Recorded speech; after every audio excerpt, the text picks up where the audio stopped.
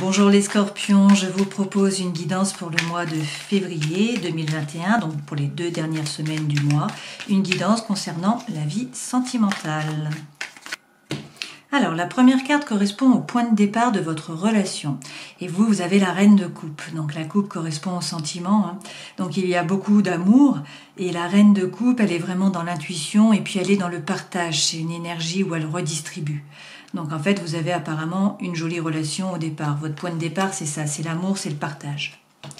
Alors, on va voir quel est votre état d'esprit à vous. Alors, vous avez la tour, donc il y a un bouleversement. On va prendre une deuxième carte.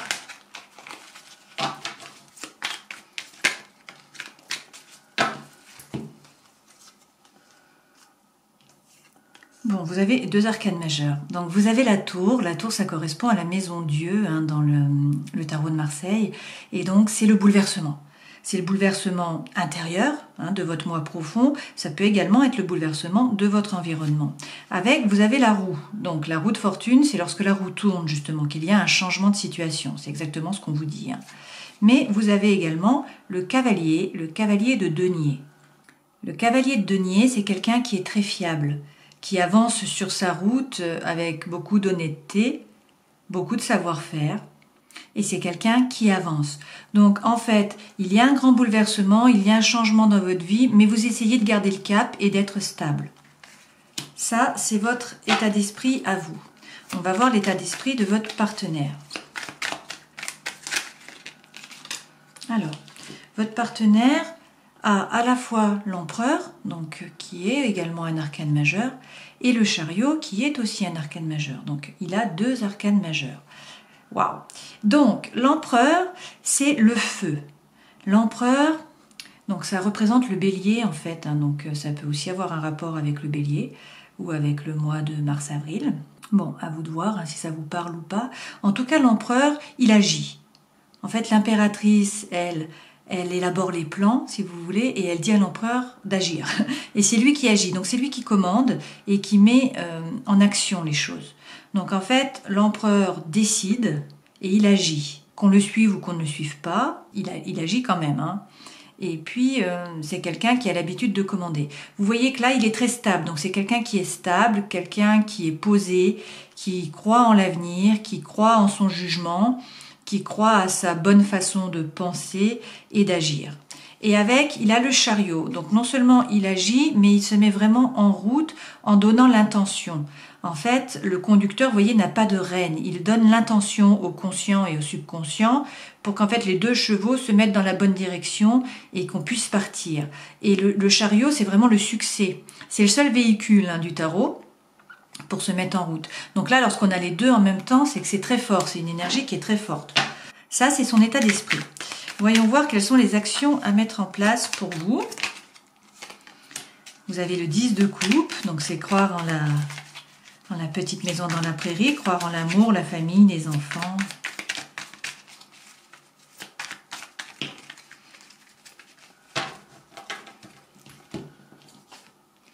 Et vous avez également le page, donc le valet de denier. Donc, on vous dit de croire en l'amour et de créer dans la matière. Le valet de denier, c'est une opportunité, c'est une proposition, c'est aussi apprendre à faire. Donc c'est mettre dans la matière ce que vous aviez dans les pensées. Donc vous ressentez beaucoup d'amour et peut-être que vous voulez que la relation s'ancre vraiment en peut-être habitant ensemble, en faisant des enfants, enfin je ne sais pas, ou tout simplement vous avouez vos sentiments. Mais vous voulez que ça devienne du concret.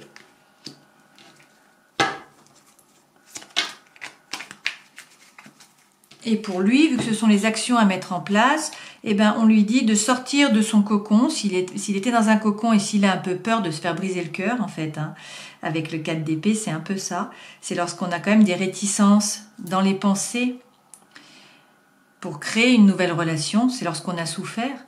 Et on lui dit de devenir l'impératrice, donc de créer justement. Donc il a les 2, il a l'empereur et il a l'impératrice, encore un arcane majeur. Donc c'est ça, c'est créer, c'est procréer également. Ça peut être faire des enfants aussi, mais c'est ça, c'est élaborer, c'est faire des plans, c'est créer en fait. Alors, on va voir le conseil. Ça peut être peut-être également aussi plus réfléchir avant d'agir, parce qu'il est beaucoup apparemment dans l'action, hein. Là il est dans le feu, où on y va, et peut-être qu'on lui dit qu'il faut prendre le temps de la réflexion, hein, puisque l'impératrice, elle élabore les plans, hein. Elle prépare, elle fait des sommaires, des listes, des plans, avant d'agir. En fait, tout est préparé à l'avance. Bon, le conseil pour vous, faire preuve de force. Encore un arcane majeur. Décidément, sur ce tirage, il y a beaucoup d'arcanes majeurs. Faire preuve de force mentale. Y croire et vous imposer.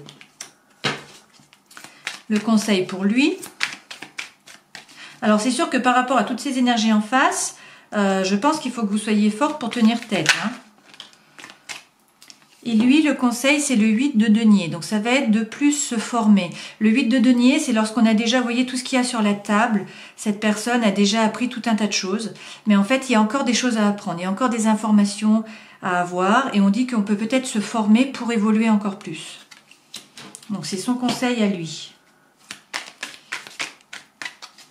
L'issue de la relation à ce stade... Nous avons la fin d'une période, c'est assez étonnant hein, ça, parce que ça ne correspond pas aux autres cartes.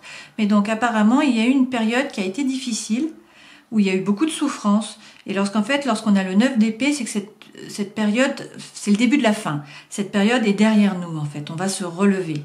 Mais il y a eu beaucoup de souffrance, et donc par rapport à une souffrance psychique, mentale, psychologique, également peut-être par rapport à des mots qui ont été blessants. Voilà pour les scorpions. On va voir avec l'arcanan carreau.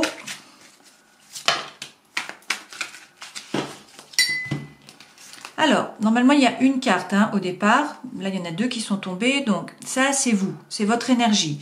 Votre énergie, vous avez l'as de coupe. Donc, l'as de coupe, c'est le nouveau départ. C'est l'opportunité par rapport à l'amour. Et vous avez également le monde. Donc, le monde, c'est la fin. Donc, c'est un arcane majeur. C'est... c'est la fin, c'est la dernière carte des arcanes majeurs, il n'y en a pas après. Et donc ça veut dire que vous êtes arrivé au bout d'un cycle, qu'il va y avoir un changement. Donc un changement avec un nouvel amour, c'est possible. Quels sont les blocages? Quel est le défi à relever pour vous?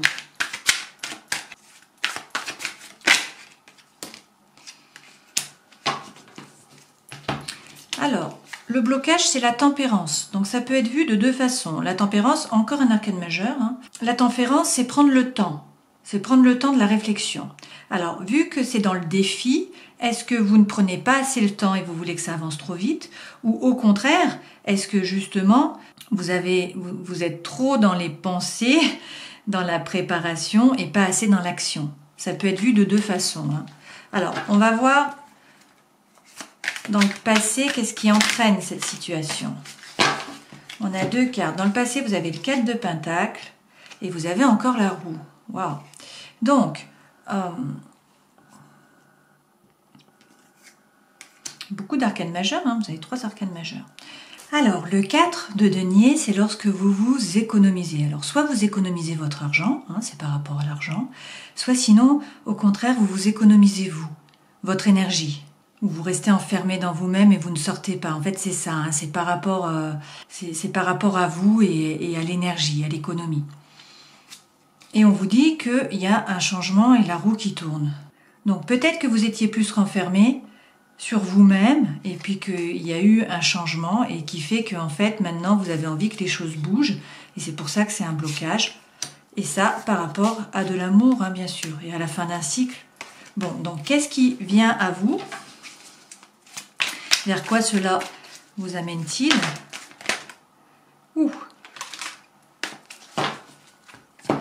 Alors, la première carte, c'est le magicien. C'est que vous êtes le magicien de votre vie. Donc, encore un arcane majeur. Hein. Vous voyez que vous avez le 8 au-dessus, hein, le lemniscate, comme ça, qui signifie l'absolu, l'infini. Vous avez sur la table tout ce qu'il vous faut. Que ce soit les pensées, les émotions, les deniers, hein, l'argent, le matériel, et puis le feu intérieur. Vous avez tout ce qu'il faut pour diriger votre vie. Être le magicien de votre vie. Donc, on vous entraîne vers ça. On vous dit qu'il faut... Donc, avec le 6 d'épée, il faut tourner le dos à une situation passée. Il faut regarder vers l'avenir. Avec la reine d'épée, de bâton, pardon, la reine de bâton, on vous dit, faites-vous confiance, soyez sûr de vous, devenez magnétique, devenez séductrice. Alors bien sûr, si vous êtes un homme, hein, vous transposez, c'est pareil pour vous dans l'autre sens. Hein. Donc c'est cette énergie-là, en fait. L'énergie, on est sûr de soi, on n'a pas peur de se montrer, on n'a pas peur d'agir et de faire ce qu'on veut réellement, et d'être magnétique et que les autres nous regardent. Et on vous dit qu'il faut laisser tomber une attitude qui était un peu le 5 de denier, une attitude où vous vous sentiez un peu misérable, où vous étiez renfermé sur vous-même et où vous ne trouviez pas les solutions pour en sortir. C'était tout simplement parce que vous étiez replié sur vous-même. Si vous sortez de vous-même, si vous tournez le dos à cette situation, vous pouvez devenir cette femme, vous pouvez avoir cette énergie de séduction, cette femme qui est sûre d'elle, et du coup devenir le magicien de votre vie, en tout cas de votre vie amoureuse. Ben, c'est un beau tirage. Allez, regardons maintenant avec le Gilded Reverie.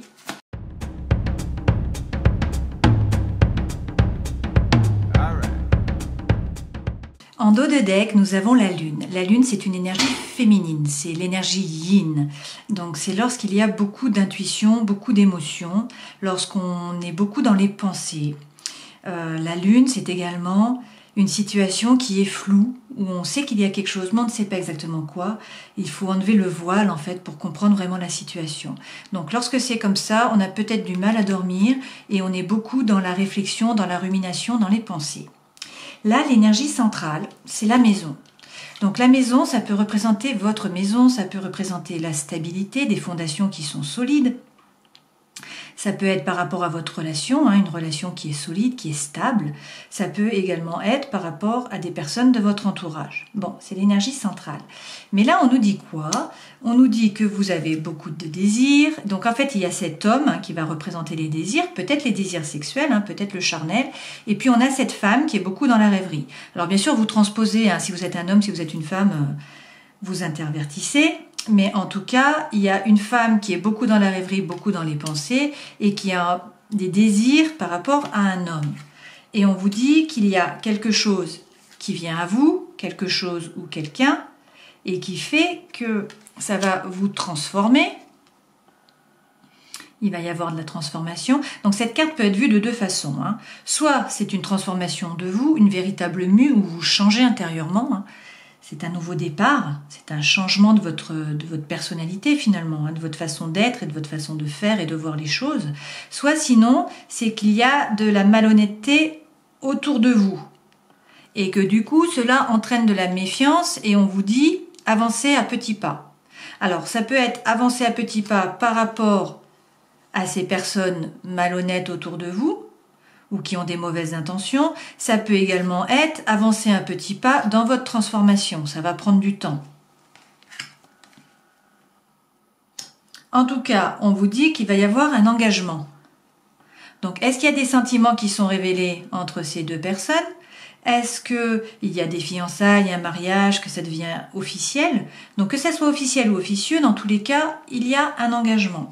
Et cet engagement, on vous dit que vous allez récolter ce que vous avez semé, donc récolter ce que vous avez mis en place, hein, tout le travail accompli, et que cela va apporter de la stabilité.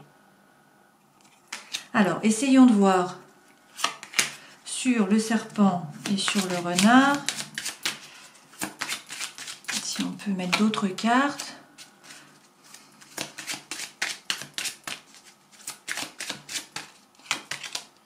Oh, c'est incroyable cette histoire. Ah, bon alors, regardez. En fait, le vrai couple, par rapport au désir, c'est celui-ci. Vous voyez, c'est un couple qui est beaucoup plus charnel. Et puis après, le désir par rapport, enfin le couple par rapport au sentimental, c'est celui-ci. Vous voyez, donc là, c'est beaucoup plus fleur bleue, c'est beaucoup plus sentimental. Là, on vous dit que vous avez de l'attraction, de l'attirance, du désir par rapport à une personne, que en fait, il faut faire peut-être attention à une autre personne, donc un autre homme. Là, il y aurait deux hommes dans votre situation, dans la photo. Et par ailleurs, on vous dit de faire attention, d'être méfiant par rapport à une femme. Donc là, on ne parle pas seulement de deux personnes, je pense. Hein. Ou sinon, c'est une deuxième personne en vous. Vous avez une personne qui est beaucoup plus sensuelle en vous et qui a des envies spécifiques. Et puis par rapport à vous qui êtes très furbeux, qui êtes attiré par cet homme-là ou qui êtes en relation avec cet homme-là et qui par contre est attiré physiquement par celui-ci. Peut-être que là il y a une triangulaire qui est en place. Mais c'est assez étonnant, hein. Là vous réunissez les deux couples en fait, hein, et les deux façons d'être. Bon, alors on va voir quand même sur la faux, est-ce qu'il faut couper ou est-ce qu'il faut récolter? Parce qu'on a un engagement, hein, avec l'anneau, c'est l'engagement, c'est le oui. En tout cas, c'est le oui. Bon, on vous dit qu'il faut avoir des discussions, qu'il faut faire preuve de sagesse quand même, hein. Donc prenez le temps, avancez avec méfiance, avancez à petits pas, selon vos envies, selon ce que vous avez envie de faire, réfléchissez. Réfléchissez. L'enjeu, c'est quand même la stabilité apparemment, hein. C'est la stabilité, c'est votre ancrage et c'est la stabilité de votre maison. Donc prudence, moi je pense prudence sur ce mois de février, hein. Prenez le temps de la réflexion.